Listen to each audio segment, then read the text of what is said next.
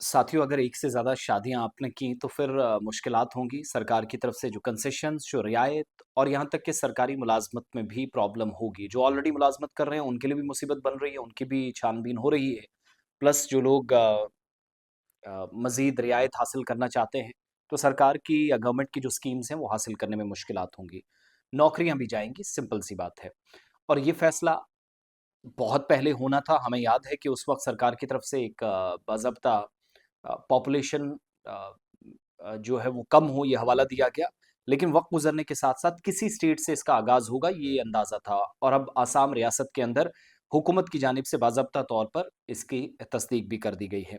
तो असम के अंदर जहाँ पर तीसरी मर्तबा बीजेपी की गवर्नमेंट बनी है, हिमंता बिस्वा दूसरी बार वज़ीर आला बने हैं और हैट्रिक करने के बाद बीजेपी ने अब बाज़ाब्ता तौर पर स्टेट के अंदर एक तो जो यूनिफॉर्म सिविल कोड है, उसके नाफ़िज़ करने के लिए बिल असेंबली में पेश कर दिया। अब स्टेट का जब बजट पेश किया, तो बजट के अंदर आसाम सरकार ने ये प्रपोज़ल रखा है कि तादाद-ए-अज़दवाज जो है, शादियों की जो तादाद है, उसकी खिलाफ वर्ज़ी करने वाले अफ़राद जो है, कवानीन की रियासती हुकूमत की जो फलाही स्कीमें हैं, वेलफेयर स्कीम्स हैं, उसके वो अहल नहीं होंगे, वो एलिजिबिलिटी क्राइटेरिया में नहीं आएँगे। यही नहीं, इस अमल के जो मुर्तकिब पाए जाने वाले सरकारी मुलाज़मीन हैं, उनको भी मुलाज़मत से बर्खास्त किया जाएगा। पहली बात, पहला बजट पेश करते हुए वज़ीर ख़ज़ाना जिंतामाला बिरो, जो स्टेट गवर्नमेंट में बड़ा कलीदी किरदार उनका है, एक तो कह रहे हैं कि वेलफेयर स्कीमों के जो फ़ायदे हैं, सिर्फ़ उन अफ़राद तक पहुँचाने चाहिए, जो मुआशरे में शमूलियत, दियानतदारी, ईमानदारी और इख़लाक़ी इक़दार को भी फ़रोग़ दे रहे हैं और सिर्फ़ एक शादी की है। ख़वातीन को बाख्तियार बनाने और सिनफ़ी असनाफ़ को भी फ़रोग़ देने के मकसद से कोई भी मर्द जो एक से ज़्यादा शादियाँ करता है, स्टेट गवर्नमेंट के किसी भी फलाही स्कीम, वेलफेयर स्कीम से फ़ायदा हासिल करने का हकदार नहीं होगा। बजट में आसाम सर्विस डिसिप्लिन एंड जो अपील रूल्स 1964 है, उसमें अमेंडमेंट, उसमें तरमीम की तजवीज़ भी दी गई है और इस शिक के तहत अगर कोई सरकारी मुलाजिम शादियों की तादाद एक से ज़्यादा उसके होती है, इसका कसूरवार पाया जाता है, तो कानून के मुताबिक सरकारी मुलाजमत से बर्खास्त किया जाएगा।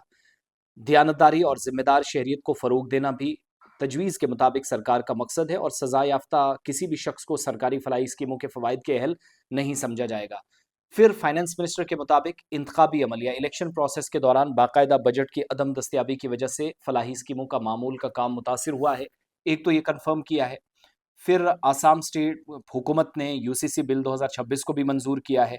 126 मेंबर जो आसाम की असेंबली में हैं, एनडीए के 102 मेंबर्स हैं, वो इस बिल को पहले ही पास कर चुके हैं बीजेपी के सबसे ज़्यादा सीट्स के साथ।